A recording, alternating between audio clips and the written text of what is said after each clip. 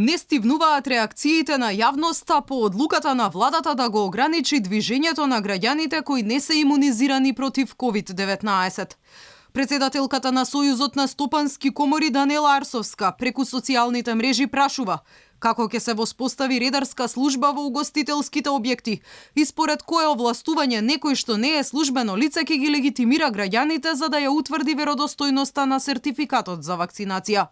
Во држава во која нема функционален здравствен систем, во која луѓето се вакцинираат од донации и за третирање болести се собираат донации за лекување преку СМС пораке, Министерот за здравство ќе воведува редарска служба заради контрола на приложување доказ за вакцинација при влез во секаков вид на објект.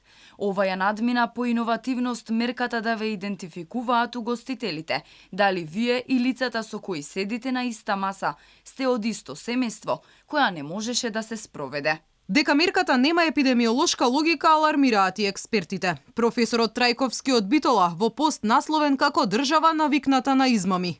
Вели дека одењето на свадба по само една примена доза од вакцината дополнително ќе ја влоши епидемијата. Одењето на свадба по само една примена доза без ден чекање нема апсолутно никаква здраворазумска логика, освен да се свати како начин луѓето да се мотивираат или да се наградат за вакцинацијата. За ограничување на растот на бројките не станува ни збор. Напротив, луѓето дополнително ќе се охрабрат за разуздано однесување и ќе ја разгорат епидемијата. Фотографии на социјалните мрежи сведочат за гужви и непочитување на протоколите на свадбите, каде се гледа дека во затворен простор се врти оро без маски и без задолжителна физичка дистанца. Од друга страна пак не е подобра сликата ниту пред шалтерите на МВР, каде стотици граѓани секојдневно се туркаат за да извадат лични документи.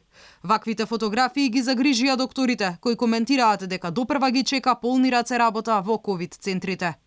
Од Министерството за здравство пак се пофалија дека значително бил зголемен интересот за вакцинација. Во последното деноноќие над 8.000 граѓани примиле прва доза од антиковид вакцината.